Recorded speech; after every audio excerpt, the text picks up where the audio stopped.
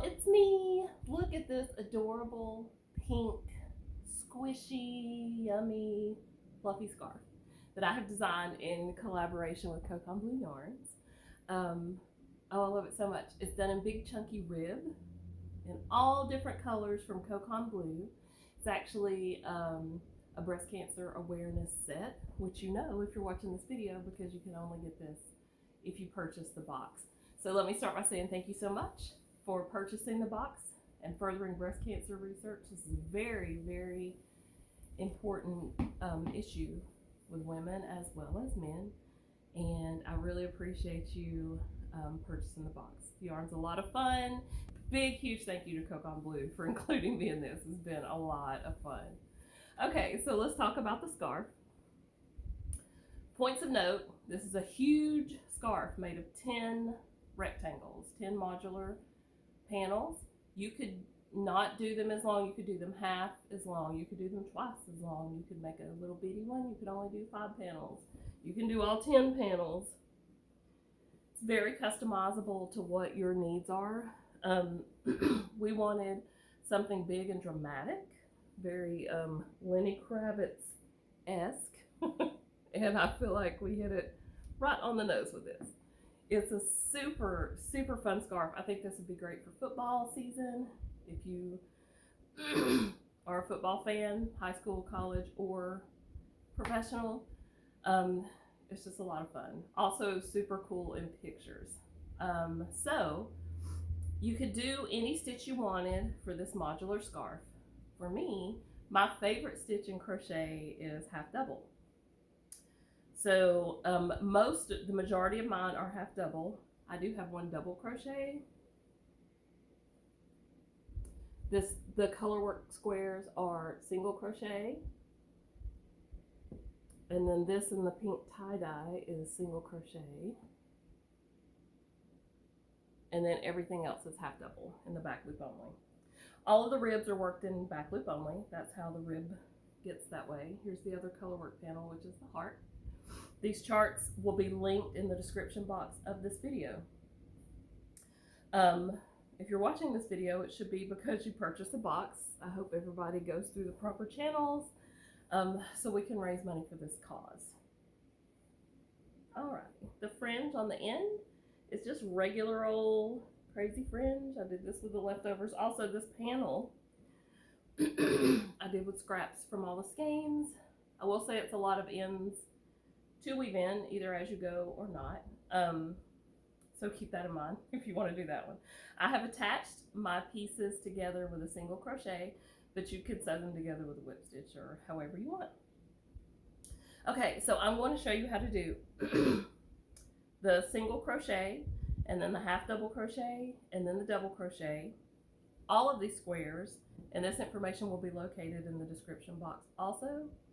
All of these squares, except for the single crochet squares, are started by chaining 50 and then working either half double or double all the way to the end, chaining 2 all the way to the end, etc., until it reaches the height that you want, or the width that you want in this case, because I've turned mine on the sides, which you don't have to do. You can literally do whatever you want to with this scarf. It's very customizable to what you like. The single crocheted panels, you only chain 48, and then single crochet all the way across, chain 1, single crochet back, etc., etc. Okay, so that's all of the details, specific details about this. Now I'm going to show you how to work these squares. Let's do it. I love this so much. It's so cool. And I hope y'all love it too. This was so much fun to work on, and I'm so happy with the way that it came out. Okay, let's get started. Okay, the Kokon Bleu that is in the box that you received is an Aran weight yarn. So you can, first of all, use any weight of yarn that you like for this project. What you'll need to know, though, if you're using a lighter weight yarn, that you'll need to do more stitches to get a length. Okay, we're using an Aran weight and a 5.5 millimeter hook, which is an eye. Using my favorite hooks, Clover. You could use 4 or 5 different hooks for this. I found that this made the squishiest ribs, so this was my preferred way. Okay, so my rectangles are approximately 10 by 12. Okay, so what we're going to do is first we're going to chain. So you'll be doing this whichever square you're making. So you're going to chain either 48 or 50. If you're doing a single crochet square, this will need to be 48. If you're doing a double or a half double, this will need to be 50. Okay, so we're chaining.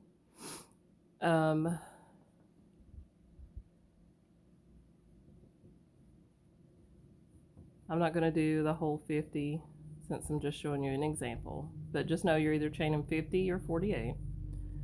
Honestly, and I'm sorry I have to keep clearing my throat. I'm just getting over being sick.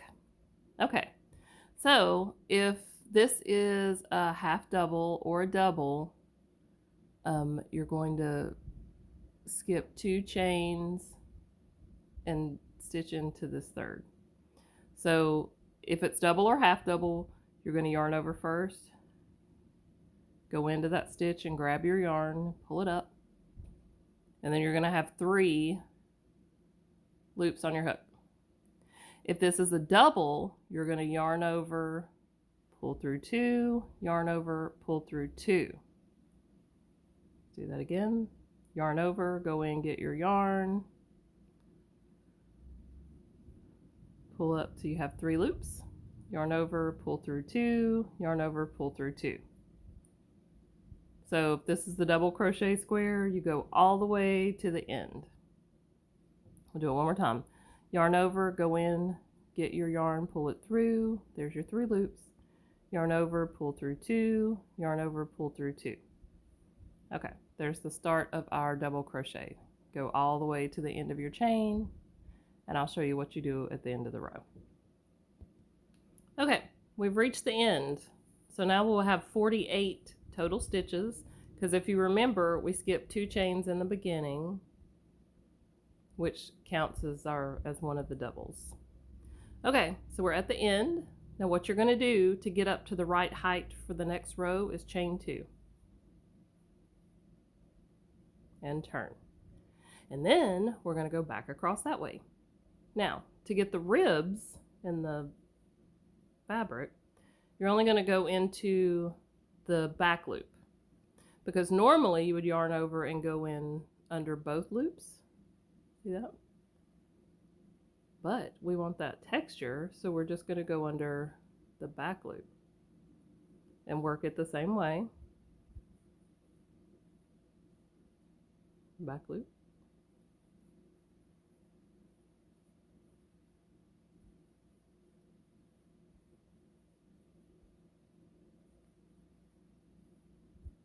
Okay, and you can see how it gives us that ribbed texture. Okay, so that's, you just go all the way to the end, chain 2, turn, go back across, and continue to work in the back loop only. I will say, let me work to the end of this row so I can show you something about the end.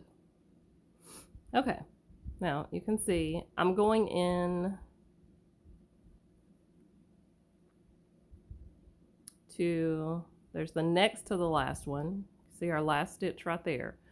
On that last stitch, I'm going to go under both stitches, because that gives me a nice solid edge that I can sew into later.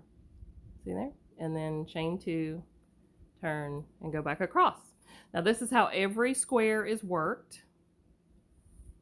And it gives a really, really neat ridge, you can see there. Very, very nice. Now, if we're doing the half double, here's the difference in the half double. You yarn over, go in and get your yarn where you have 3. Instead of yarn over, pull through 2 twice, you yarn over and pull through all 3. The end. That's your half double. And that's why it's my favorite. It's as fast as a single crochet almost, but it gives you as much height as a double crochet almost. I call it everybody's favorite crochet stitch, but you can see it's a little shorter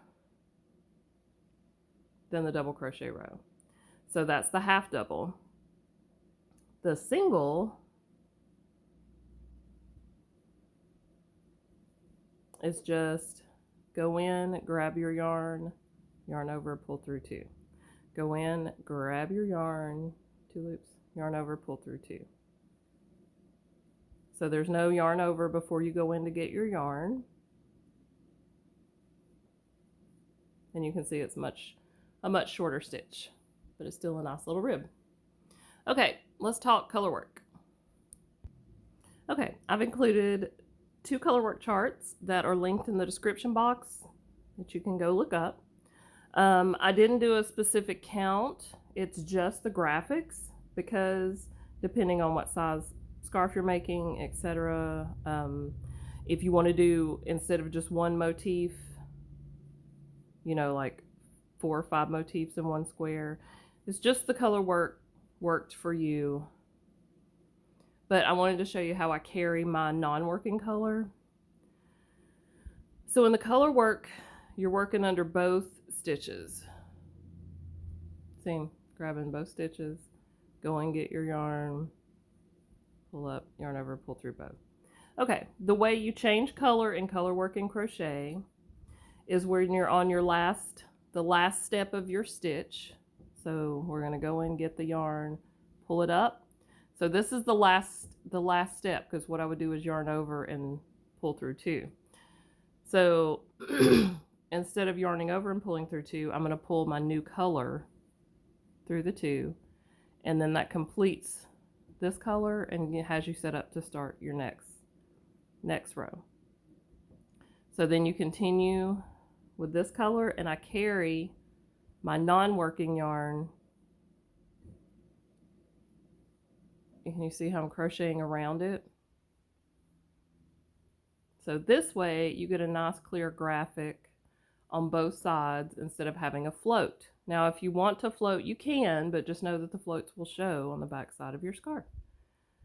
So when I finished that contrast color on the last, there it is, I'll switch and actually drop my contrasting color, because there's no use to just carry it. You'll just be wasting yarn unless you're working the picture, and then just continue on. And then I'll show you what happens when you come back through. So there you can see I've dropped my yarn. Okay, you can see I'm approaching the color change. And now I'm on the back working. And I'm on the last. So I'm going to pull through. See? And then I'm going to be crocheting over the pink. Meh.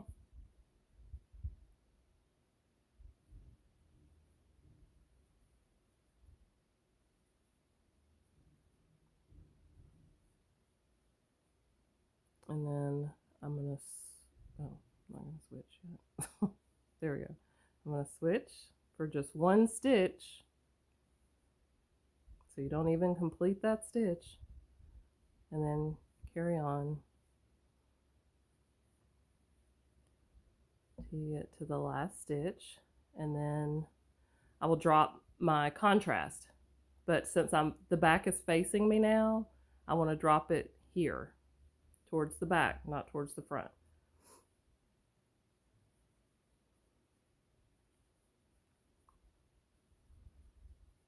Okay.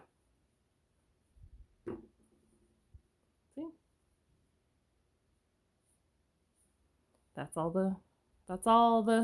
All there is to clean color work and crochet. And you can absolutely float your floats behind. That's not a big deal. And you don't have to do the color work squares. You can just do solid squares. That is also an option. And now for the fringe. What have I got on my... No, never mind. Alrighty, so now we're going to join our rectangles. I'm going to show you the easiest option, and then I'll also show you what I did and show you another option that's decorative, more decorative. I've got 2 samples here. And so these are what your 2 ends will look like on your scarf of your panels. So, some yarn. Some yarn.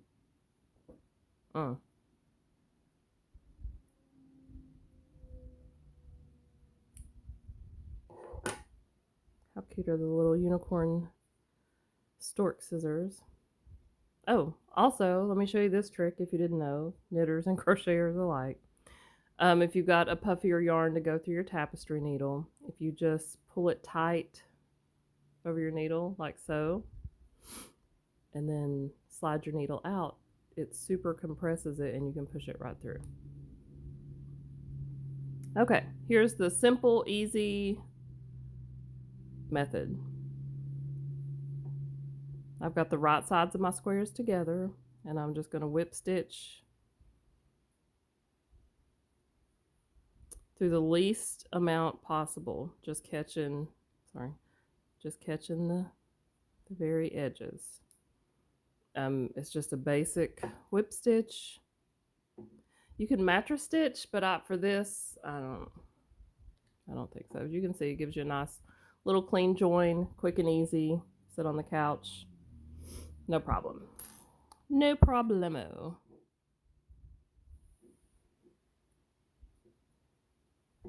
Okay, now what I did was single crocheted my squares together. So I went through both edges, and I chose a yarn that matched one side or the other. I'm using a contrasting yarn here so you can see, but that's all I did. So you just pull it through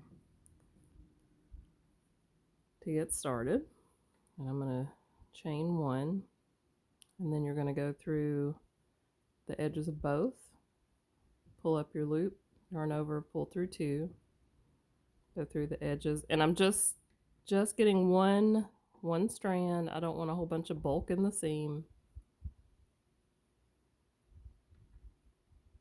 So it's just a regular single crochet using the least amount of yarn you can, like so. Okay, you can see how you have the single crochet in the seam, and I like having this little rib in the seam. Look at that, but you can see it's fairly inconspicuous. Okay, now one of my favorite join methods for all the things, if you're using a solid color yarn or contrasting yarn, is this, which is just a slip stitch doing one side at a time. But how cute is that little decorative seam?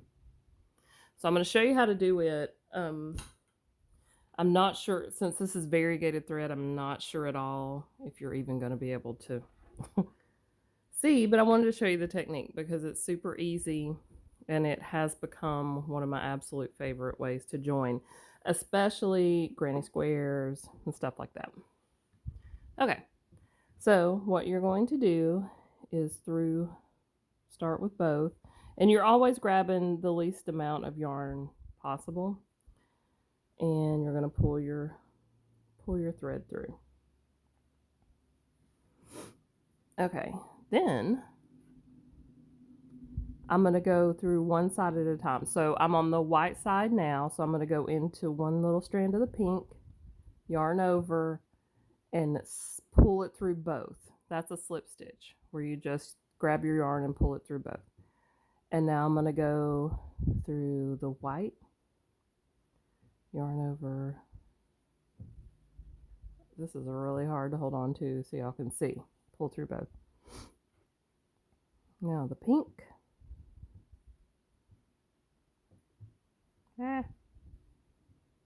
I'm having to hold this super weird so y'all can see, and I don't even know if it will translate. And then over to this side, yarn over, pull through both. this side. And this side. I grabbed too much, but just pull it back out. Grab your one little strand of yarn and pull through both. Let's see what we got. Sorry, this is all over the place because I'm not used to working. Okay, can you see how that makes that cool little back and forth? And all of these give you a reasonably clean right side. So you just do that for all your squares, and that just is an evening on the couch, whipping them all together. Like I said, the tapestry needle is by far the quickest and easiest. If you want to add some decorative texture, then the other two are still reasonably quick, and I think give a really cool finishing touch. Next is the fringe. So once you get all of your panels done, you take your leftovers. Oh, no.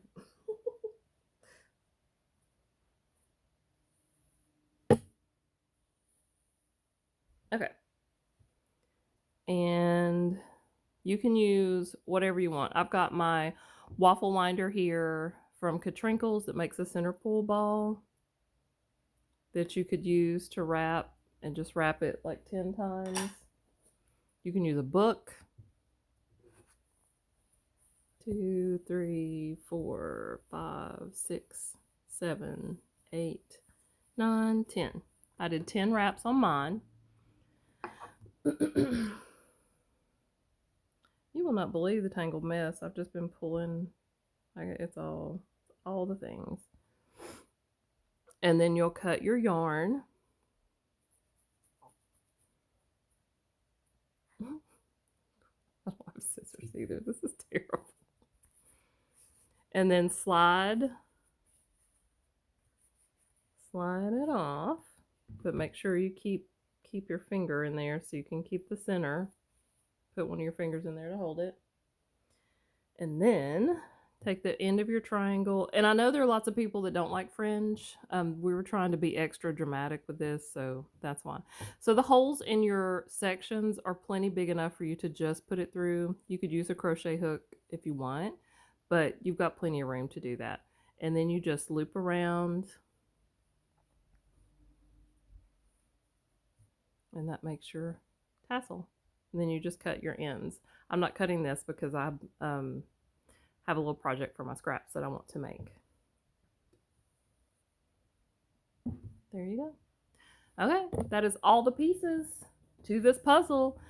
If you make one, or when you make one, whatever yarn you use, or whatever, make sure you tag me so I can see, and of course I will share it. It's a super fun scarf. I wore it in the shop today. I actually left it at the shop as a sample. That's why I don't have it here now. It's just it's a really cool, dramatic piece. Nice to cozy up in. And that's it. Thanks so much. I can't wait to see everybody's scarves.